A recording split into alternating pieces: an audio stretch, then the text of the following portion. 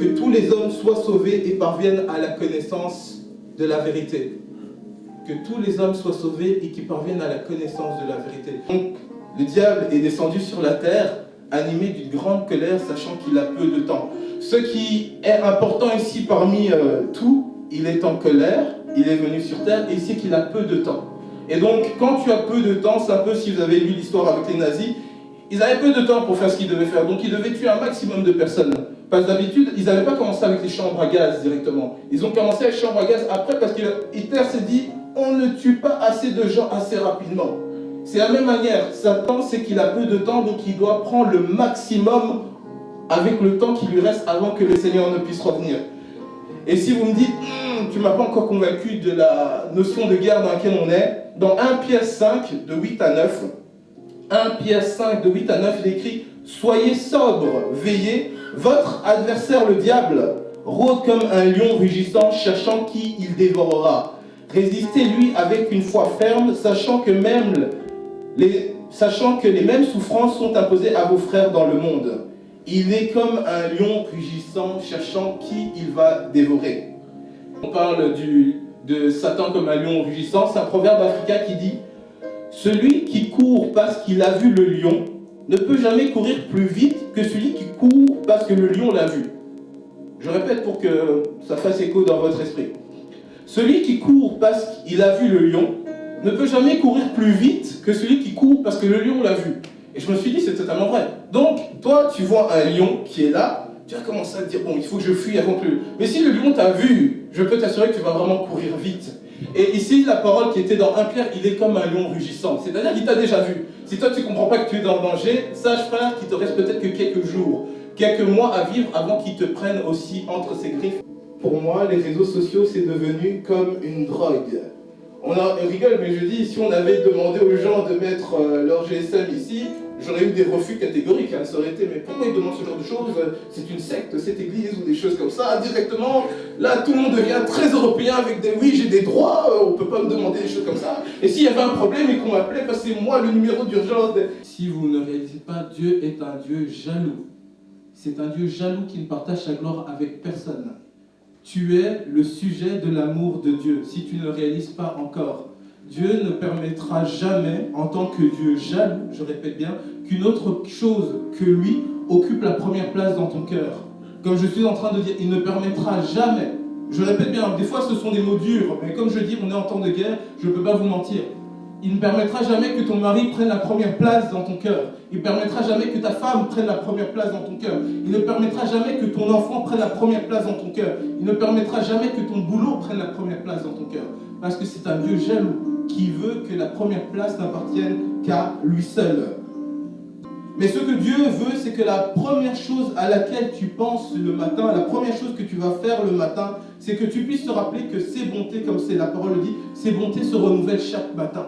Moi, chaque matin, je suis en train de me dire, Seigneur, qu'est-ce que tu as prévu encore de bon pour moi? Même si hier soir, ça s'est terminé peut-être mal, Seigneur, ta parole dit que tes bontés se renouvellent chaque matin. Aujourd'hui, je suis dans un cocon, comme il dit, il est né dans l'église, il a grandi à l'église, et je disais, j'espère que je mourrai dans l'église. Mais j'ai dit, aujourd'hui, je ne sais pas si j'aime Dieu parce que mes parents aiment Dieu, parce que je vais à l'église tous les jours, ou j'aime Dieu parce que j'aime vraiment Dieu. J'ai voulu aller dans un lieu où il n'y avait personne. À Louvain-la-Neuve, tu fais ce que tu veux. Il n'y a personne pour te surveiller. J'avais mon code, tu vois les gens que tu veux voir, jusqu'à peu importe l'heure. Tu pries si tu veux prier, tu ne pries pas si tu ne veux pas prier. Et je glorifie Dieu parce que jusqu'à maintenant, et malgré Louvain-la-Neuve, c'est finalement Dieu que j'ai choisi. Ce que j'essaie de dire, c'est que peu importe les tentations, peu importe l'utilisation, parce que vous êtes libre d'utiliser vos réseaux sociaux comme vous voulez, votre smartphone, personne ne vous regarde. Tu veux regarder ce que tu veux regarder, tu veux voir ce que tu veux voir, il n'y a personne qui va juger. Mais Dieu qui te connaît, c'est le choix que tu auras fait. Et il est terminé par ce que le serviteur de Dieu disait, Marie a choisi la bonne part. On invite tout un chacun d'entre vous à pouvoir choisir la bonne part à la fin. De choisir la bonne part, et la bonne part, c'est choisir Christ. Que Dieu puisse vous bénir.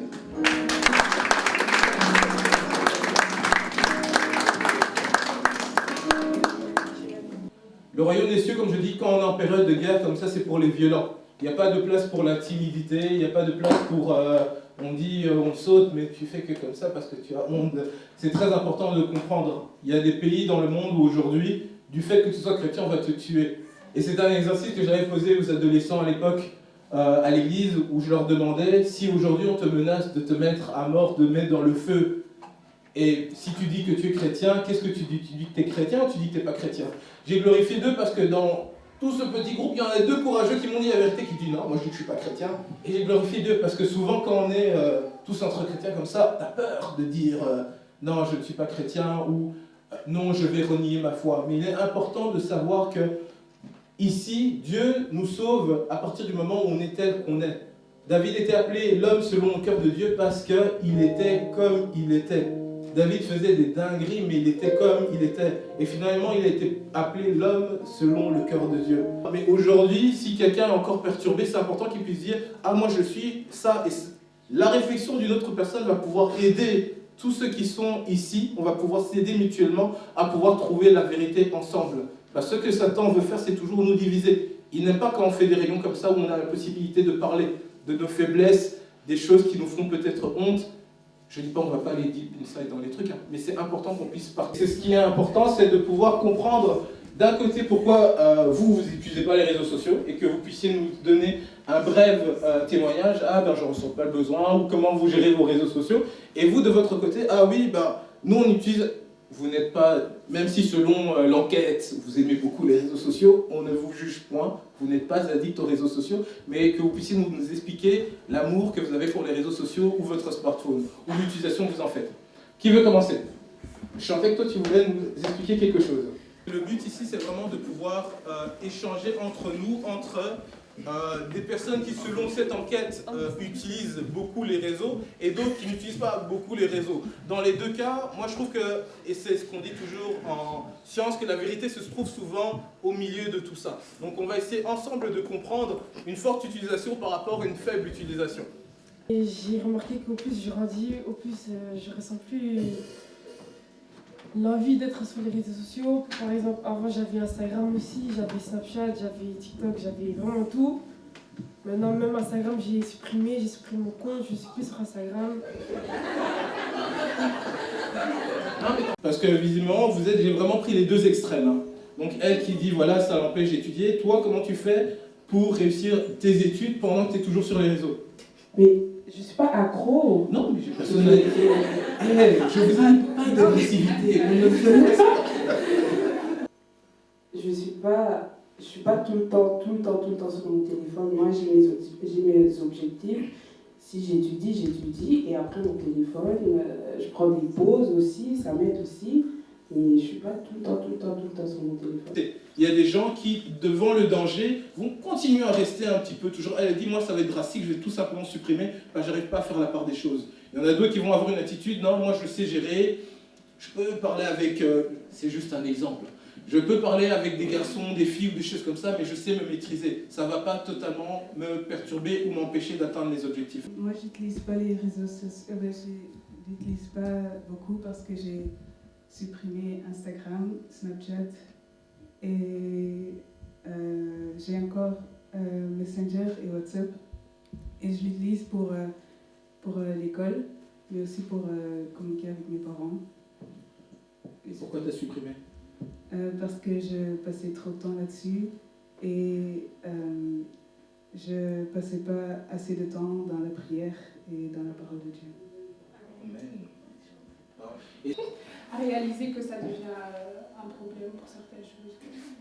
Et quand tu dis ça, ce que j'essaie de comprendre, c'est à partir par exemple de quel moment tu t'es dit, ah là, mince, ça commence vraiment à devenir un problème, le temps que je passe sur les réseaux. Par exemple, ici j'aime bien parce que Géraldine disait, ah j'ai réalisé que je passais moins de temps à prier qu'à être sur, qu'à être sur les réseaux, à faire d'autres choses. À partir de quel moment, par exemple, tu as eu ce déclic-là? La même chose en fait. La même chose? Ok. Moi, par exemple, je fais un partage totalement réel. Moi, je suis un fan des séries. Je peux regarder des séries. Et un jour, j'avais une série, j'étais dessus. Là, j'ai découvert une nouvelle série qui était terrible. Et ma femme m'a dit, au lieu de regarder les séries jusque tard, va prier. Franchement, je me suis dit, Seigneur, elle est mauvaise. Moi, j'ai été prêt à aller regarder ma série. Elle m'a tenté. Et finalement, bon, là, le Saint-Esprit parle au-dedans de toi. J'ai fini par prier. Mais moi, j'étais préparé à aller regarder ma série.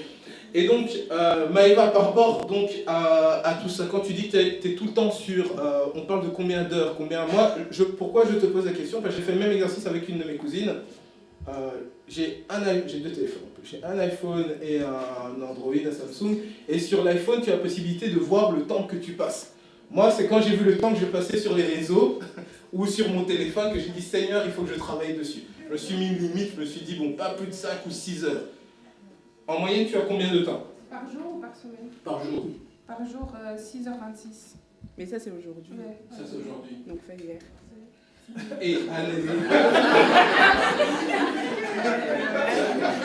elle a dit, tu dois passer des tours, on veut la bonne moyenne. Du coup, hier, c'était 11h10. Voilà. Non, attention, quand je dis pas de...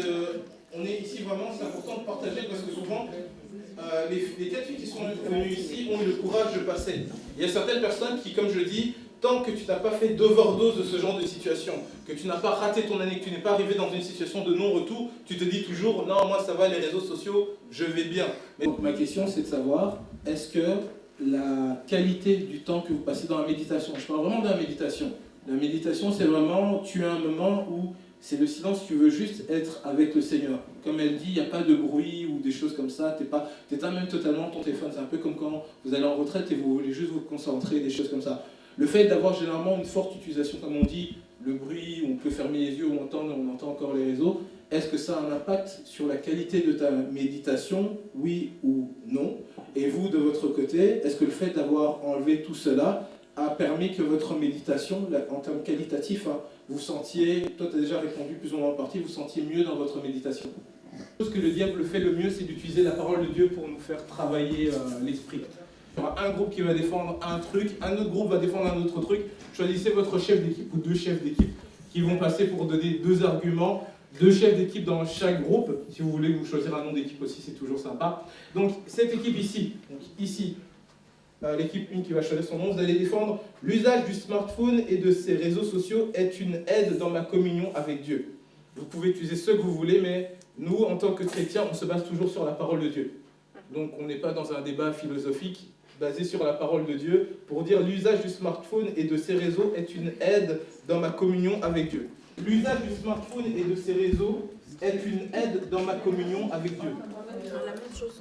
La même chose que. Et vous allez, voilà. Et ici, l'usage du smartphone et de ses réseaux est un frein dans ma communion avec Dieu. Ok. Vous deviez défendre le fait que les réseaux sociaux, les smartphones sont une aide pour la communion avec Dieu. C'est bien ça? Ok, on vous écoute. Franchement, nous, dans la jeunesse, on passe, comme on a vu ici, la majorité des gens, ils ont les réseaux sociaux et ils passent leur temps sur les réseaux sociaux. Et je pense que ça peut vraiment attirer l'œil, attirer les gens d'une manière, comme Jésus avait dit avant de monter auprès du Seigneur, il a dit qu'on devait propager la bonne nouvelle, ce qui est écrit même dans Marc 16, verset 15. Et donc, du coup, moi, je trouve que c'est important parce que dans notre génération, la meilleure manière d'annoncer la bonne nouvelle, c'est par même un petit post ou un petit verset que tu postes. C'est possible que tu as 300 vues et dans les 300 vues, tu touches une personne. Et moi, personnellement, j'ai vraiment expérimenté ça. C'est que des fois, il y avait certaines prédications qui n'étaient pas claires à l'église, que j'ai vraiment appris à mieux connaître Jésus. Et ça m'a vraiment aidée. Et ma soeur ici, elle a un petit témoignage, un tout petit témoignage qu'elle peut donner. En fait, je veux aussi vous expliquer. Moi, en fait, c'est grâce à TikTok que j'ai donné ma vie à Jésus il y a 2 ans. Et moi aussi, j'ai vu des vidéos comme c'est qui Jésus, c'est qui le Saint-Esprit, c'est quoi la Bible en fait. Et en fait, grâce à tout ça, j'ai pu donner ma vie à Jésus. Donc moi, je trouve vraiment que les réseaux sociaux peuvent vraiment nous amener vers Jésus. Amen. Le coup du témoignage, je n'étais pas prêt. Il faut faire attention avec qui, avec les prédicateurs, donc en fait les pasteurs en ligne. On ne sait pas qui, on ne connaît pas les cœurs des gens en fait, en général. On a aussi des versets, par exemple 1 Corinthiens 10, verset 23, qui dit, à l'instant, tout est permis, mais tout n'est pas utile. Tout est permis, mais tout n'édifie pas. On avait un verset d'Apocalypse, mais je ne connais pas le verset par cœur en fait, qui dit que on doit faire attention parce que dans la fin des temps, il y aura des faux prophètes. Quand on regarde les réseaux sociaux, il y a toujours des histoires. Oh non, il y avait un pasteur, il y avait quelqu'un qui m'a parlé de Jésus, mais il y a trop il y a trop de règles. Il y a des gens, il y a des nouveaux chrétiens qui ont peur de venir à l'église à cause des réseaux. Il y a des jeunes, j'en connais beaucoup de jeunes, qui se disent oh non, à cause de ma coupe, à cause de mes habits, à cause de mon make-up, je ne peux pas aller à l'église. Mais ça, c'est des trucs, c'est souvent sur les réseaux sociaux. Nous, le nom de notre team, c'est Team Instagram pour Christ. Et du coup, on va défendre les réseaux qui nous aident par rapport à la religion. Et du coup, pour commencer, les réseaux nous ont beaucoup aidés dans la période du Covid. Parce que comme tout était fermé, c'était les réseaux qui faisaient qu'on pouvait partager la parole du Christ sur YouTube. Parce que certaines églises faisaient leur live, enfin leur culte du dimanche sur YouTube. Certains influenceurs faisaient des lives en parlant de Dieu, tout ça sur Instagram. Et aussi, on a une sœur dans notre équipe qui est venue ici grâce au réseau. L'une de ses copines a mis en story Instagram un partage de l'événement d'aujourd'hui et c'est grâce à ça qu'elle est venue aujourd'hui. En likant, donc ça dépend de ce que tu likes. Si tu likes le plus des TikTok chrétiens ou des posts chrétiens, tu vas en avoir de plus en plus. Donc un peu c'est notre travail aussi, si on veut se rapprocher de Dieu, de voir ce qu'on like, ce qu'on poste et tout ça. Et c'est aussi un moyen moderne d'évangéliser, parce qu'on n'est pas comme avant, soit on peut le voir par les témoins de Jéhovah, ils sont là, ils sont dans la rue, mais nous on le fait de moins en moins. Donc le moyen moderne de ce temps, c'est les réseaux sociaux. Donc nous, personnellement, on n'est pas vraiment contre. Non, je peux m'exprimer ou... Oh, ça m'agresse déjà. J'ai dit qu'une phrase. Donc, comme je disais, on n'est pas vraiment contre. Mais, et du coup, ça dépend aussi de personne en personne, parce qu'il y a des chrétiens conscients qui savent faire attention, il y a des chrétiens qui sont encore faibles, qui vont pas vraiment faire attention à ça, ils vont croire tout ce que les chrétiens disent sur les réseaux sociaux. Et c'est pour ça aussi que c'est dangereux, parce que comme il y a des chrétiens faibles, ils vont croire tout ce que les chrétiens disent sur les réseaux sociaux. Et il y a des gens qui peuvent mentir, qui peuvent dire des choses qui ne sont pas vraies. Nous maintenant, on est ici, on a la Bible c'est la parole de Dieu, il n'y a que des vérités à l'intérieur. Mais un chrétien qui parle sur les réseaux sociaux, il peut dire tout ce qu'il veut, il n'a pas de preuves. Et pour quelqu'un qui est faible... Il y aurait beaucoup de faux pasteurs. Et les faux pasteurs, ça commence sur les réseaux parce que, comme elle a dit, comme ça, tu peux aussi instruire dans l'erreur. Et ça commence surtout là-bas. Et aussi, les pasteurs qui sont en train de prêcher sont souvent des pasteurs qui ont pris leur temps à rechercher leurs histoires, qui ont même des fois un peu étudié dans ça. Alors que dans les réseaux, tout le monde se permet de dire ce qu'il veut. Et il y a aussi ceux qui prient, par exemple, avec des trucs non chrétiens, avec des monuments non chrétiens, avec des objets qui ne sont pas vraiment en Christ, comme... le chapelet, tu veux dire? Oui, un peu comme ça. Ok. En tout cas, que Dieu bénisse tout un chacun d'entre vous, vous allez travailler vos plans.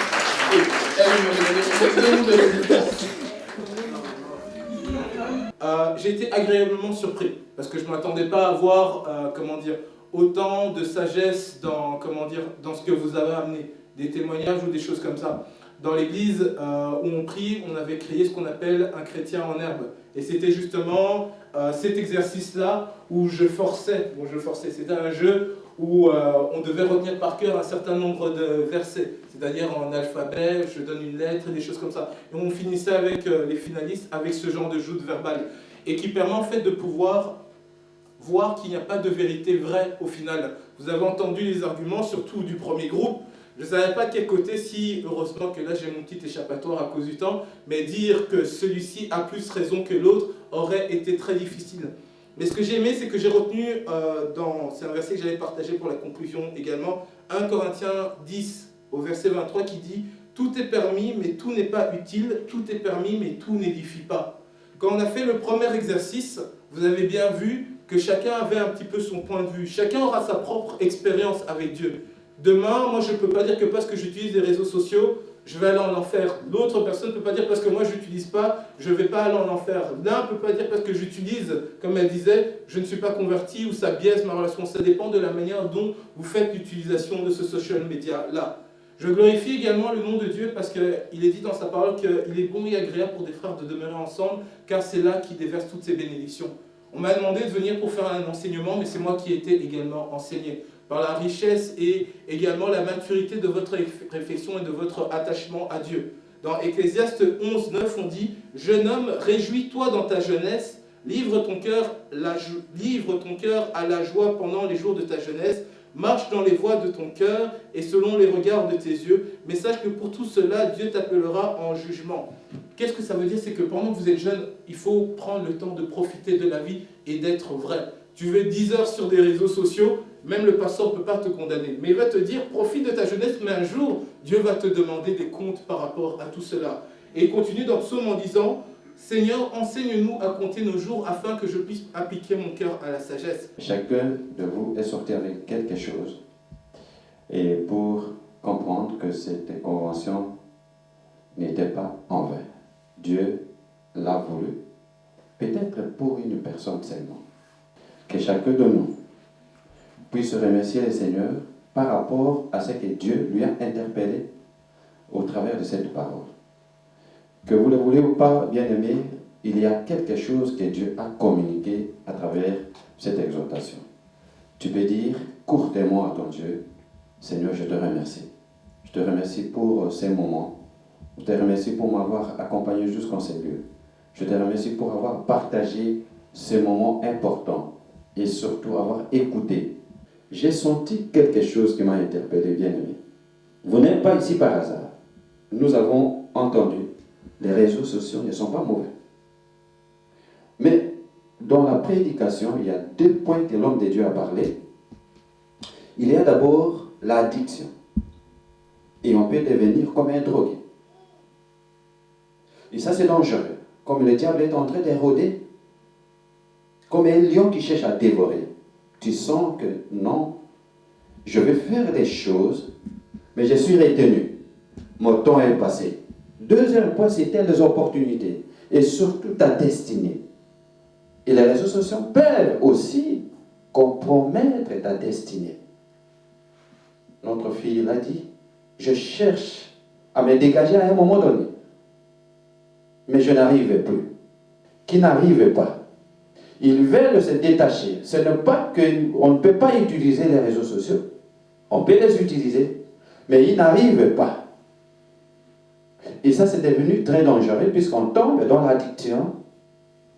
On tombe dans les rangs où l'homme de Dieu a parlé. On devient comme un drogué et c'est difficile.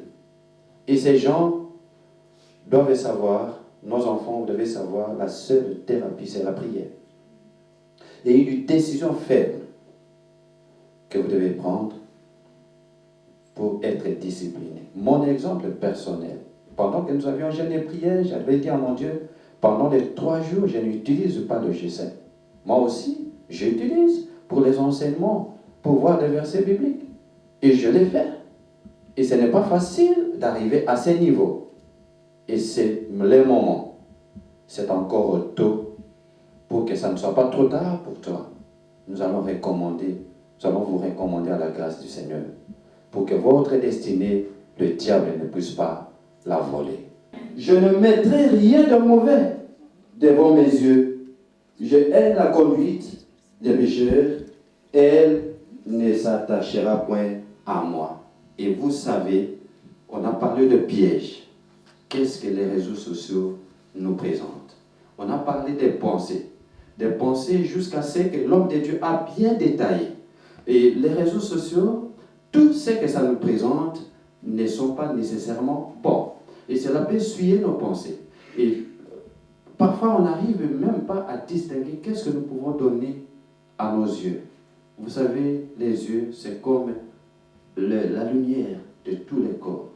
Ce que vous voyez, ça nourrit vos pensées. Et quand vous nourrissez vos pensées avec de mauvaises choses qui sortent des réseaux sociaux, vous devenez accro et ça vous sort de votre destinée. Ça vous sort de votre objectif. Quand bien même, nous pouvons les utiliser pour les recherches scientifiques, pour l'évangélisation. Faisons très attention. Amen.